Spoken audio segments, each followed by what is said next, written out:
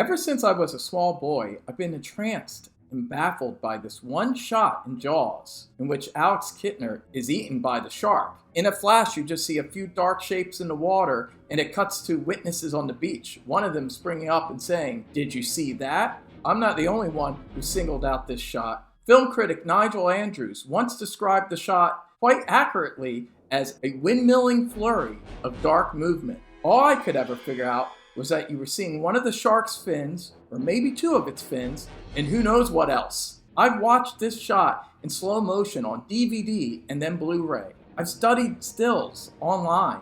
It's been like the Zapruder film for me. A few years back, some awesome stills of a deleted scene surfaced in which you see Bruce the mechanical shark in all his glory, rising from the waters and chomping down on the Kintner boy. This gave me a clue that there was even more going on with this shot than we originally realized. Was it a snippet of these leaked photos? Upon closer inspection, it looked like two fins and maybe part of the shark's snout, but none of the positioning made any sense. And why was the shark so black? Was it a trick of shadow and sun? The documentary, The Shark Is Still Working, actually went as far to show the outtakes of this more explicit shark attack. The majority of the Alex Kintner death scene was shot at State Beach in Martha's Vineyard, where most of the beach scenes were shot in Jaws. However, this insert shot of the shark chomping down on him was actually shot months later, very late in the production, shot by second unit director Joe Alvis in Katama Bay, because the State Beach where they shot the rest of the scene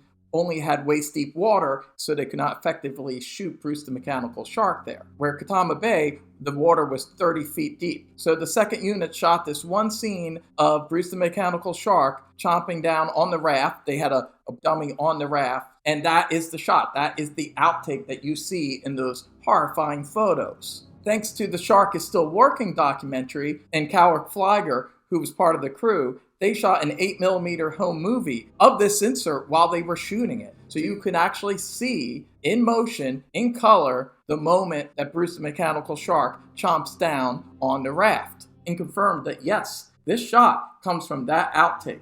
I watched the outtakes in slow motion again and again and kept comparing them with a GIF of the shot I had on repeat and vowed to finally figure it out. And guess what? I did. And I feel like an idiot for not seeing the shot for what I now see it to be. The big black thing popping up in the water is the bottom of Kintner's raft. The top is famously yellow, but the bottom is black. I never thought about this, even though I've seen the film over 100 times. With this now in mind, I rewatched the outtake that showed the shot from another angle, and it all fell into place. We're catching a glimpse of the aftermath of the shark rising to the surface and attacking Kintner as the shark chomps down and spins around in the water. These are the dark objects we see in order. Dorsal fin of the shark, black side of the raft popping up from the water, and the tail fin of the shark. As the tail fin disappears beneath the water, the raft is front and center and the last object on screen before the cutaway. Somehow it makes the shot a little less frightening, knowing that the big black object in the center of this whirlwind is just the raft. But it's still an awesome shot nonetheless. And it only took me 4 decades and various pieces of archival material to figure it out.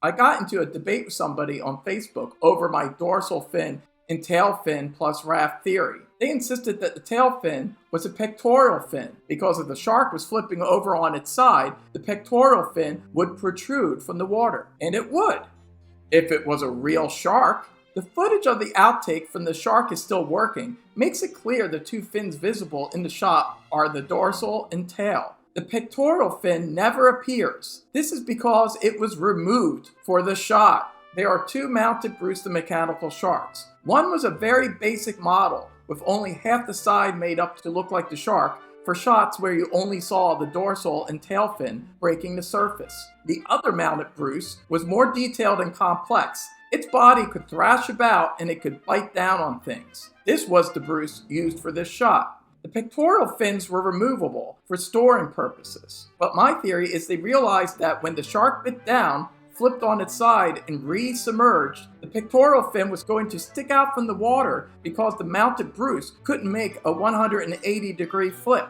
This would make the shark look dead or fake on screen. Their solution to this problem was to simply remove the pectoral fins. This explains the various photos of Bruce without pectoral fins in Katama Bay, and why you don't see a pectoral fin in the outtake as Bruce flips over and submerges into the water. It also explains why in the shot you only see 2 fins in a raft and not 3 fins in a raft. Yet another thing that makes this shot so fascinating. Spielberg and Verna Fields had no idea when they went for this less revealing shot of the shark first attacking Kintner that decades later fans would have the means to slow down the shot and study it frame by frame. They just thought people would see a bunch of dark, ominous stuff happening in the water, and that's still pretty much what most people see. But what we're really seeing is something we shouldn't be seeing. A shark without pectoral fins, just so a shot can be made. The artifice of the beast is revealed, and forever there on screen. In my opinion, it doesn't take away from the magic of Jaws. It only adds to it by showing the level of off-the-cuff thinking and problem-solving that went behind the making of this classic film.